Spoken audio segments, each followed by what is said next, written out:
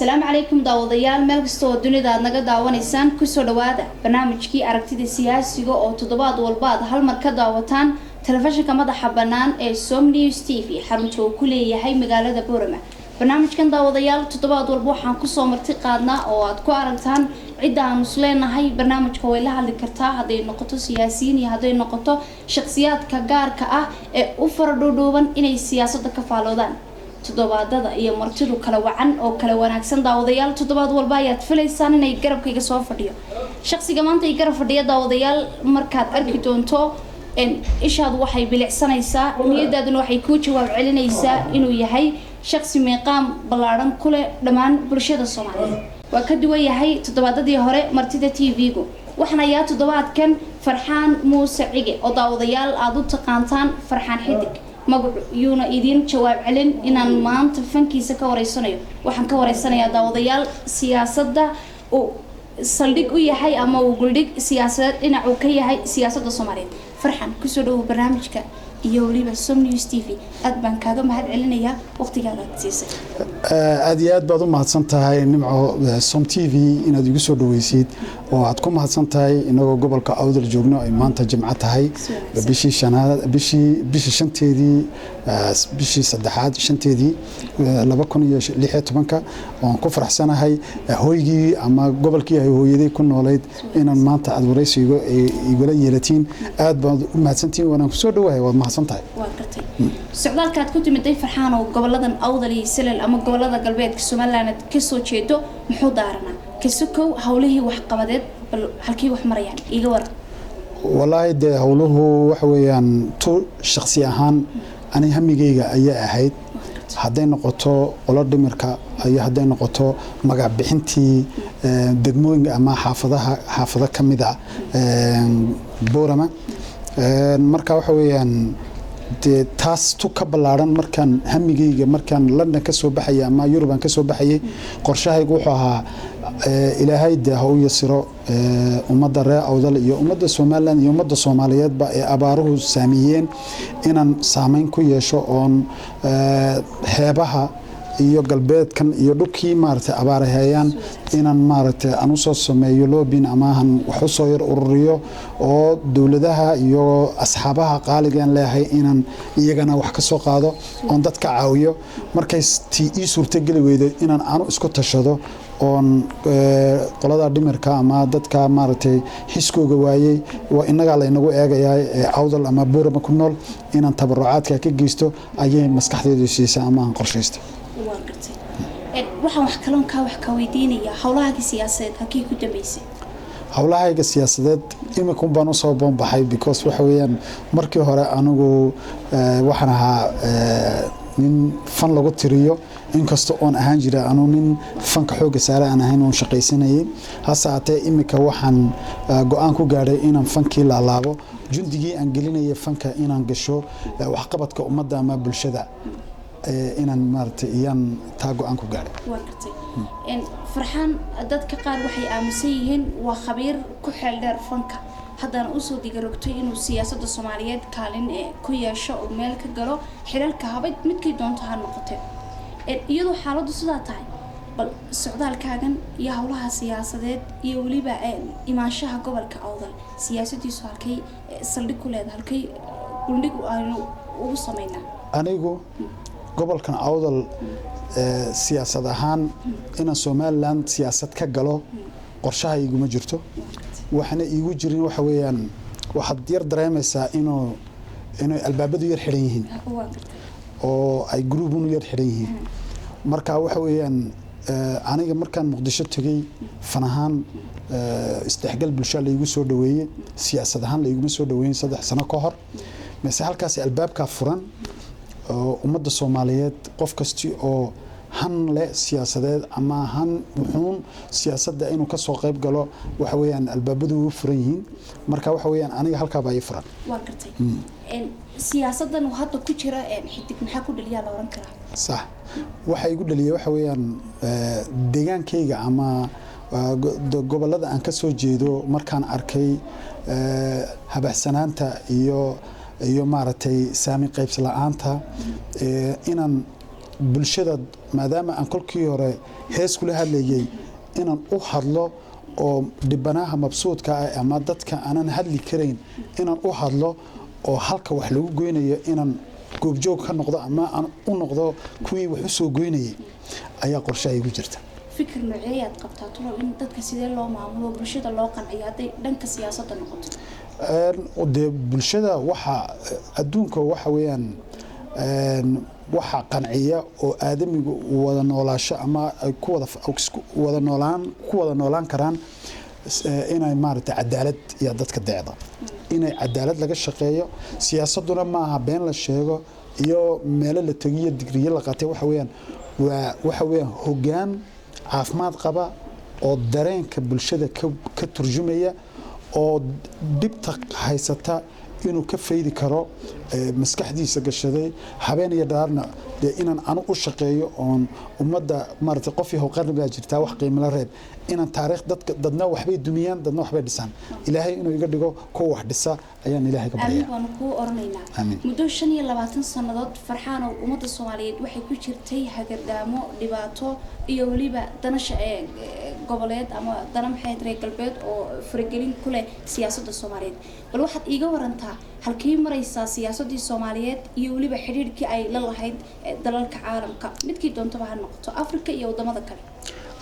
anigu waxaan aaminsanahay dadka waxaan ahay Soomaalinimadu ku weyn tahay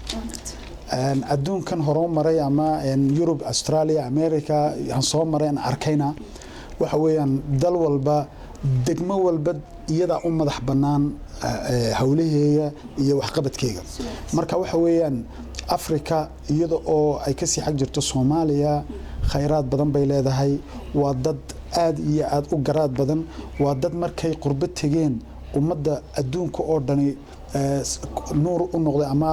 laga dareemayo inay bulshada ka duwan yihiin si uga duwan yihiina inay tahay dad karti badan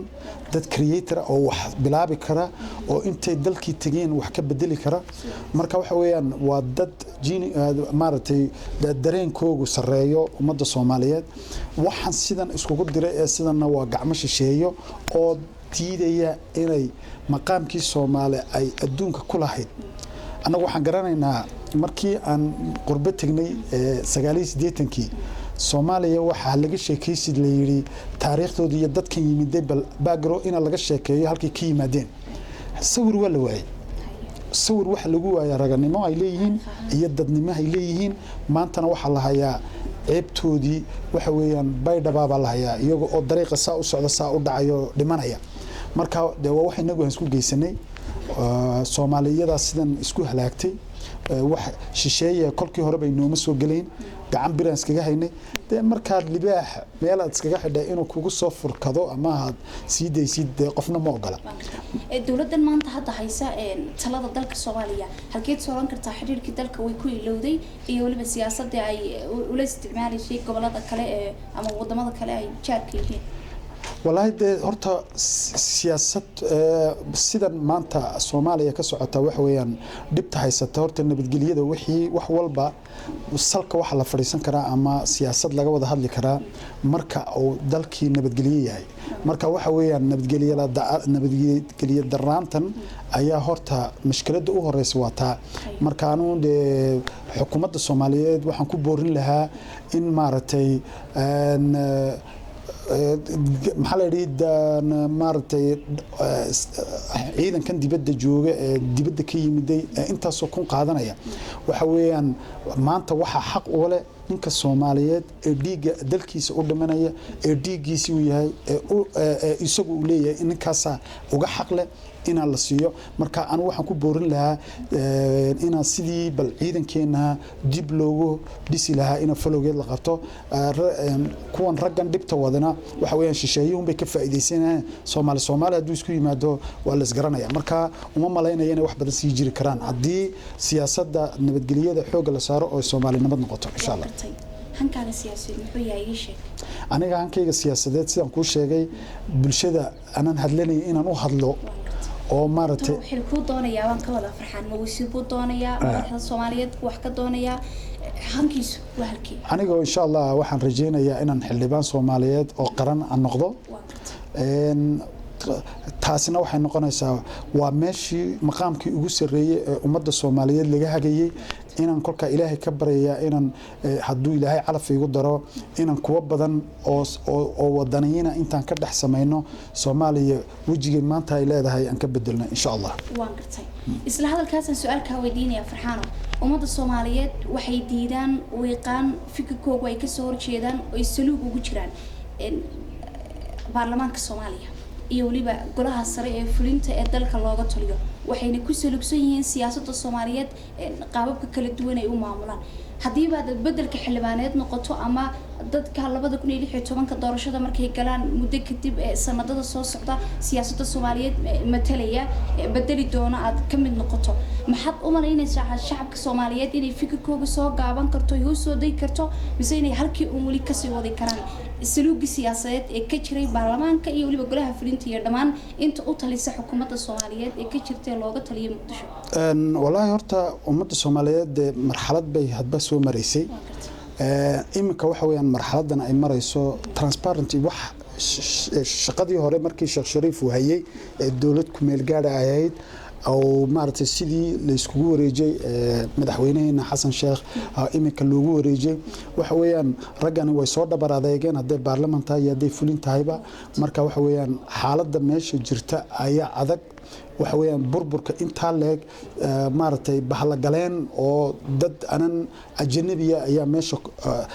حماس دكت أما واحد دكتي مركز سيدي جود كالوجا سو سار لها وقت بيكو قاطع إما كانوا وليه سيجران إلهي وحنا جبرينا إن مارتي أرنتاسي نبتقلي الدران تاسي إن جسوا جبودو أن رجعني الدليل هي برلمان كانوا حويان بالكو سياسة وقرص كديب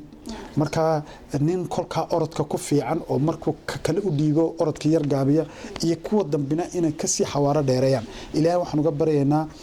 inay kuwa masayrka u qabanayo ummadda Soomaaliyeed ay noqdaan kuwa daacada oo wadaniina oo dalkooda u dhimanayo una dhiidiyaya fikirka maanta laga aaminsan yahay dibad iyo gudaba laga aaminsan yahay jabigooga bedela oo nabad iyo baraare u soo maartay ku soo dabaala Soomaaliya yan ilaahay ka bareena insha Allah waqti farxaan oo dhawaan waxa la asixiyay nidaamkii 4.5 oo doorashada lagu gali doono sanadka soo socda fikirkaasi adi sidoo kula muuqday waxa weeyaan fikirkaasi waa fikir qaldan mas'ada waxa weeyaan wax hal markay xeer tahay iyo hal ismid ma marka arintani waa hal markuu xeer yimaado waa tan aan u socono ee in la isbedelo waxa weeyaan qof bar ah oo intu dariiqa socdo la leeyahay nimcoy inaan ka kamarada inaga duubayay anigu isna waa bad ana waan buuxa waan dhameystirana taade waa dambi waxa weeyaan waa siyaasad sidii Soomaali godka ay ku dhacday siyaasaddu ama qarannimadoodii godka ay ku dhacday sidii la iskugu soo dhaweynayay si la mooday weeyaan marka waxa weeyaan waxaan wax asala ama uu noqonaya dastuur ama lagu dhaqi doono Soomaaliya maaha waxa weeyaan hal ama sidii dawladnimadii qarankii taamka ahaa lagu gaar lahaa jaranjartii loo marayin weeyaan waxaan se ka yar cudur daaranaya ma saaxiibkii aan ku canaananaya dawladda Puntland oo tiraahda waxaan ahay hooyadii hay maayda hooyadii ummadda Soomaaliyeed ama garowga 1 iyo garowga 2 marka qofku kolkuu hooyo yahay hooyadu inay caruurteeda tuurtade maaha marka maadaama ay iyadu ay xilka isa saartay oo arinta meel fiican soo joojisay marka hore in imika ay maartay farta ku fiiqdo oo cadowga daafaha inoo taagan ay farta inoogu fiiqdo oo Ethiopia laga xukumo taasi anigu uma arko qiil ninkan waa nin wax bartay waa nin maartay professor waa nin adduunka hore maray soo arkay marka saaxiibka Cabdiweli waxaan ama ummadda Soomaaliyeed ee reer Puntland aan kula talin lahaa ama ku boorin lahaa maanta maalintii aan iska cad goosanayna ama aan ku tirtamayna xil maahina meel adag bay Soomaalinimadii naga jirtaa aan hareeraha ka joogsano aan maartay sidii aan u soo celin lahayn qarannimadeeni iyo dadnimadeeni Soomaaliyeed ayaa ka muhiimsan danta shakhsiyeed danta gaarka waxa ka fiican danta guud waan gartay dhawaan ama in dhaweydba waxa lagu howlanaa farxaano in Soomaaliya laga hirgalo nidaamka la dhaho federalismka oo gobolada ama degmooyin far badan la sameeyo gobol kastaana iskii isku maamulo in maamul goboleedyo badan la sameeyo oo nidaamka federalismka la hirgeliyo maxay kula muuqataa iyadoo aynu ogsoonahay waliba farxaano federalismka waxyaabaha loogu talagalay in dawlado kala jaana kala luqada ah kala diina in laga hirgeliyo Soomaaliya in federalism laga hawlgeliyo oo waliba maxay maamul goboleedyo badan laga sameeyo adiga si kula muuqataa ما تاسي تو سومالي أي أصل أو أما أي كل رقم دون تماها وحوي عند شركة واحد هاي أو قرا إنا دولة دي سرة مال أون هنجرت إنا هوس لوصو دعيو أو مارتي قبلنا أما دقموين كان شيء جسي إن الدولة دي أتمادو هل كي الدولة دو كأنجرتون مجال مذهب إن اعتماد تولوين ك يدجانا ده إن اعتماده تلوج جدا اللي وقتها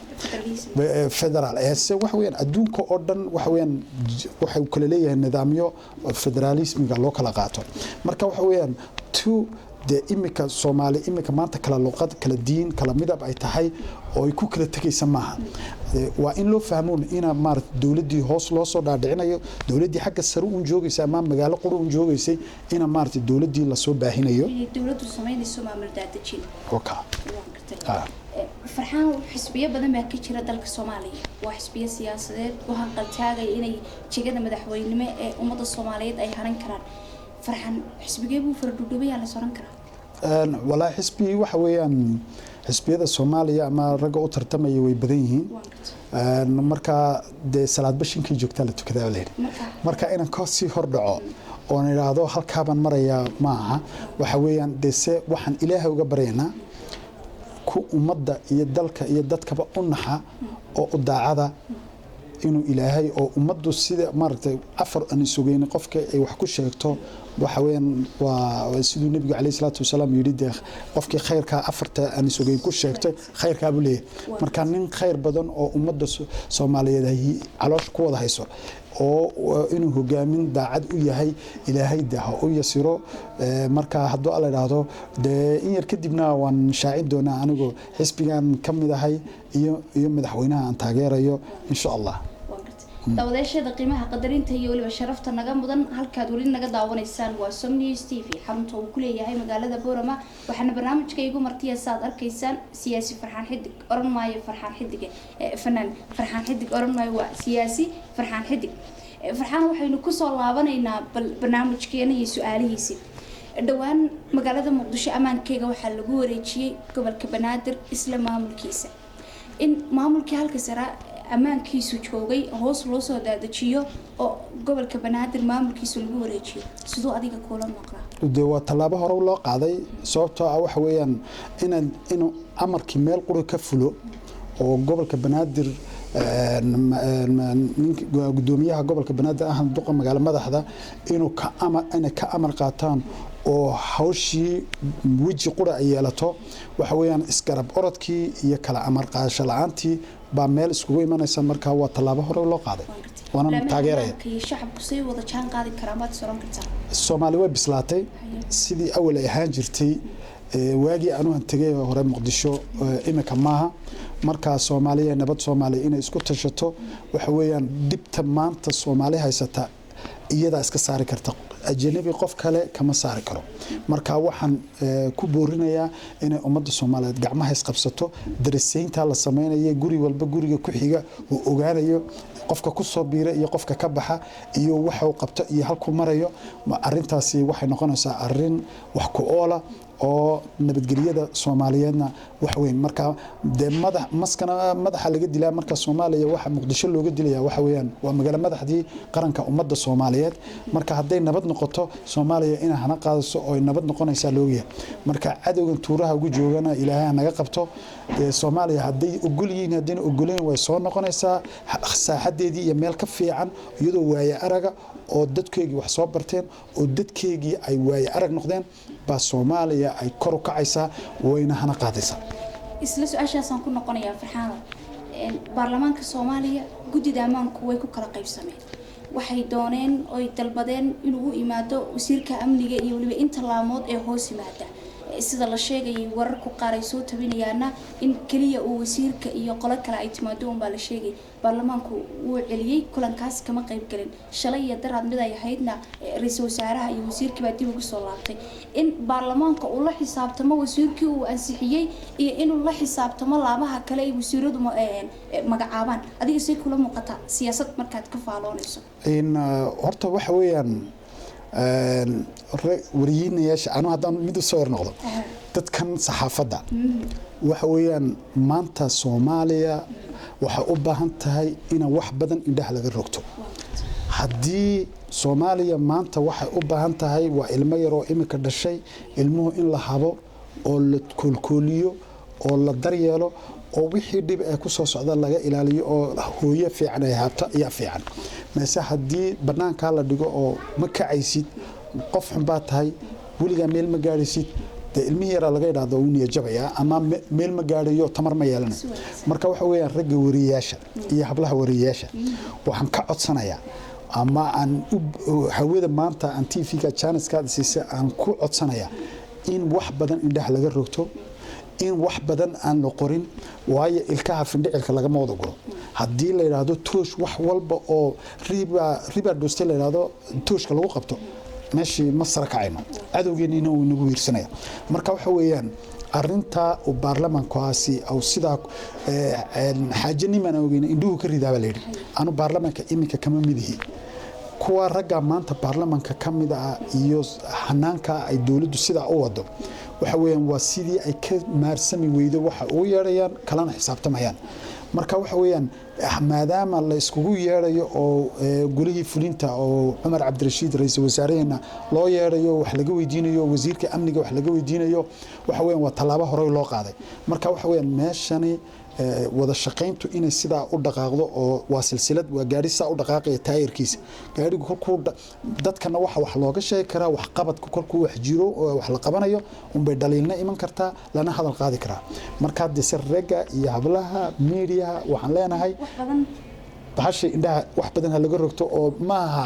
wax xun hala qariyo mise waxa weeyaan waa in wadaninimo inagu jirto waa in ragga iyo hablaha media ka shaqeynaya waa in first muxuu keenayaa warkani ma waxbuu faa'iideynaya ma waxbuu dhibayaa in warban hele ma si wanaagsan waxaad iga warantaa farxaan oo taasi gaar ah igu noqotay rabitaanka gobolada Awdal iyo Salal siyaasadda Soomaaliland bal iga waran wallahi Soomaalidu waxa ku mahmaada xaajanimo ogeyn indhuhu ka rida marka aan arko reer Awdal iyo Salal iyo gobolada kale ee Soomaaliland ba waxooga anu waxaan yar dareemaa abasho in reer Awdal ama Salal ay awdaan nin ragi abasho waa looga fiicaya bahashani waxa lagu aasaasay ama haykal dawladeed loogu sameeyay Awdal shacali jawhar meesha imka inoo muuqata ayaa lagu sameeyay marka waxa weeyaan markii wax la qaybsanayay ina arintu kolkii hore sida aan odayada ama dadkii ama siyaasiyiinta ama sawirka sansaantu ku siinayo waxay ahayd xal raadis bay ahayd oo xal bay ahayd haykal dawladeed la sameeyo dawlad salka loo dhigo oo dawladnimo lagu kala qaybsado kolkii looma fadhiyo imika marka saami qaybsi bay ka hadlaan reeyawda saami qaybsiguna maaha wax imika aan labadeena inoo dhaxeeyo wada leenahay inaan adiga ku weydiisto aday doqonimo ku tahay marka waxa weeyaan kan kale la weydiisanayay isaga doqonimo tahay bahashan waxa lagu wada leeyahay anu waxaan yar dareemaa ninka anigu example haddaan iska soo qaado London baan ku noolaa Somaliland nin u dhashay aan Djibouti aan aado mise Somaliland nin u dhashay bana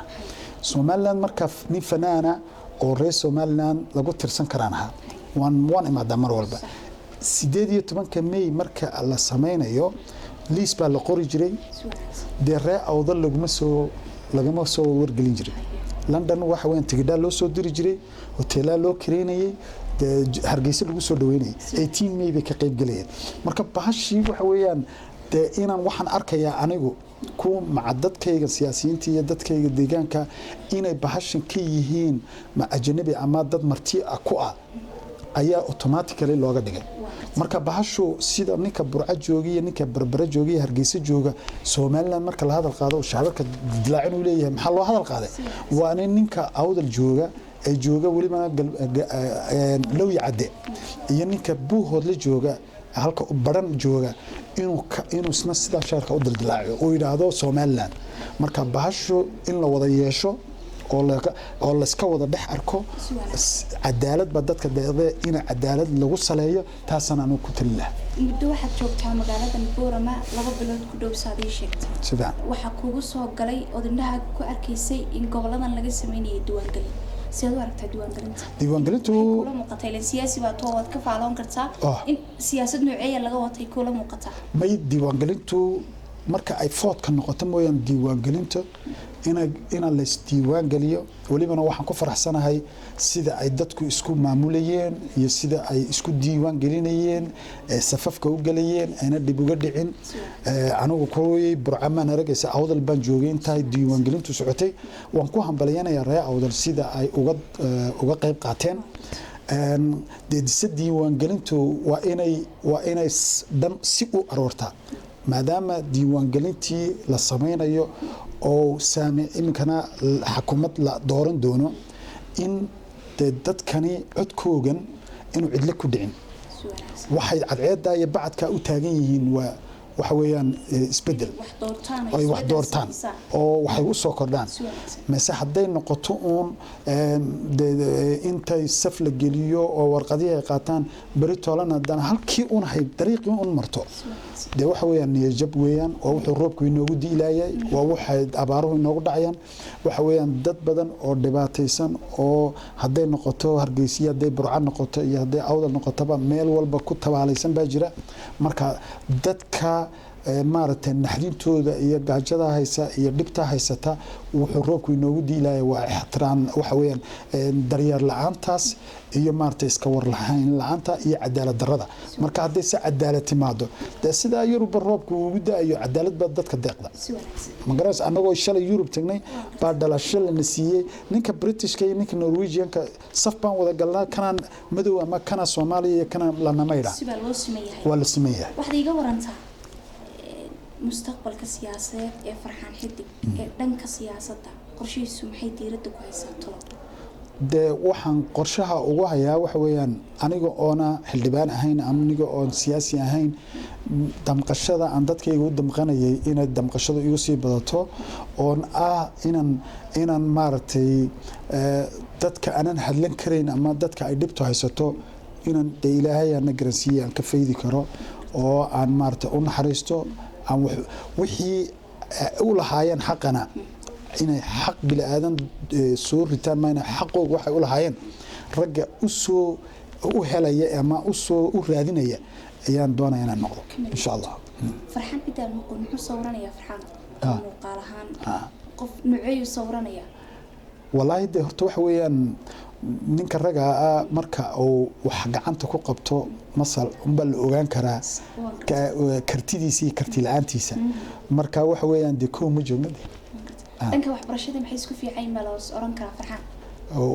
dhanka waxbarashada wallahi waxa weeyaan de anu jaamacada kama bixin in de aan adduunka kula loolami karo ama ku socon karo waan bartay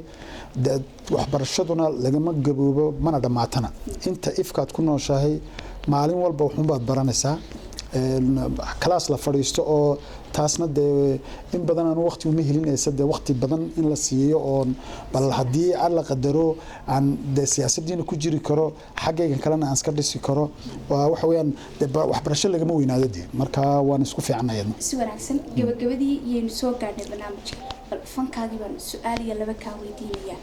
Farxaan inuu soo gaabiyo fanaanimadii uu siyaasad salka u soo dhigo waadii sheegto xataa dadkaan hadlan karin inaan u hadlo ayaan doonaya bal fankaagii bal wax iga yartaa taabso fankaygii de wax weeyaan dawaa yar dambeeyay isaguna luuq ugu xidhay tan wallahi de isaga wax weeyaan go'aan waxaan u gaaray inaan mikrofon aan haysto oo inaan waan heesayaa oo aan idhaahdo waxa ii fiican inaan mikrofon qabsado oo idhaahdo sideen dibta soo socotay hawsha jirta aan wax uga qaban karnaa ayaa igala qurux badan inaan dhagahooga dadkooga waxaan maqashiin jiray hees haday ahayd inaan wax qabad maqashiyadii abaaraha ka dhacay gobolada galbeedka Soomaaliland shacabka u dhaqay ee ku dhaqan ee ka soo jeeda qurba joogtada adigu ka mid tahay maxaad ugu baaqaysaa Farxaan taasi anigoon maanta nimcay weydiin baan hore ugu baaqay haday guda iyo haday tahay meeshan London gobolka dalkan ku noolahay iyo adduunka qaadaafiisa kalaba wallahi waxa weeyaan raacoodan inay fadhiga noqdaan ayaan ugu baaqaya oo dadkoogii way dhiban yihiin imika gobolada kale dadkoogii aad bay u soo caawiyeen indhahayaan soo saaray meese anaga waxoogaa fartan ugu godan marka raacoodan ay reesalal inay maanta maartay wadiga arkay Djibouti sida looga soo caawiyay gobolada marka waxaan leenahay ninka loo danleeyo waa isgaabinaas garay inaga leeyno danleeyahay raacoodan iyo reesalal hadaan nahay marka dadkeenii dughan u yeelano guntii gabagabadii barnaamijka daawadayaal ayaa soo gaarnay goordhow waa soo xiri doonaa laakiin waxaan siinayaa fariinta ugu dambaysa martidayda toddobaadka ee barnaamijka aragtida siyaasiga Farxaan Xidig baaqa ugu dambaysa ama wacyigelinta ugu dambaysa ee ummadda Soomaaliyeed meel kasta ay joogaan had u dirayso hal iyo laba iiga taabso kelmadda la yiraahdo afka Soomaaliga dadka ku hadla anigu dadka ka soo horjeedana anigu waxaan ahay dadka asal ahaan Soomaali isku isir isku diin isku dhaqan isku ehela aanu Soomaalinimadan ka jecelahay dadka Soomaaliyeed baan ka jecelahay marka waxaan leeyahay ummadda Soomaaliyeed qabkii ilaaba qabla qabkii aan lahayn iyo qiimihii aan lahayn ilaahay ay noo soo cisho waxa inoogu xiran tahay waa gacmaheena waa madax maskaxdeena waa uruqdeena inaan gacmooda jirba wax ku gooyaan inaan gacmaha is qabsano Soomaaliyeed nabad ilaahayna maartay anigu waxaan rajeynayaa walibana aan iraahdaa halkay Sacuudigu hay ka yihiin wakiil 2 iyo 3 Soomaaliya qofkiiba 10 buu ka noqon doonaa Soomaaliya khayraadkeega ummadda Soomaaliyeed oo dhan way ka badan tahay marka ilaahay waxaan ka baraynaa Soomaaliya nabad meel walba joogtiin adiga oo nimca iyo som TV-na aad baan u salaamayaa ummadda Soomaaliyeed ee daafaca adduunka joogta ee maqli doonta ma arki doontana waxaan leeyahay Soomaaliya nabad aad baan kaaga mahad celinayaa Farxaan sida quruxda badan ee igala soo qayb gashay toddobaadkan barnaamijka ee igu soo bandhigtay aragtida siyaasadeed aan idiga jawaabtay su'aalaha kala duwan ee aan ka weydiiyay siyaasadda iyo hawlaha kale guud ahaan daawadayaal intaas ayaan ku soo afmeerayaa barnaamijkii toddobaadkan aad ka daawanayseen Som News TV ee ahaa aragtida siyaasiga barnaamijka saanolo soo sheegay shakhsiga meeqaamka iyo mugga lahaa ee martida igu ahaa wuxuu ahaa Farxaan Muuse Cige oo u taqaantaan Farxaan Xidig horey waan u sheegay waxaan fanaan ku tilmaami maayo waxaan oranayaa siyaasi Farxaan Xidig waxa idin socodsiinaysay isla markaana idin soo diyaarisay anigoo Nimco Cumar Xuseen bartaad ka daawanayseen waxay Som News TV dhanka kamarada quruxda badan aad arkayseen waa Siraaji Axmed Xasan isla Siraaji Axmed Xasan oo habeynta iyo qurxintaba iskale toddobaadka dambeynteenu hawada ku kulmi doono barnaamij noocan oo kana iyo madal Farxaan oo ku kulmi doono daawadayaasha waxaynu kaga tageynaa isma dhaafno assalaamu calaykum wa rahmatullaahi wa barakaatuh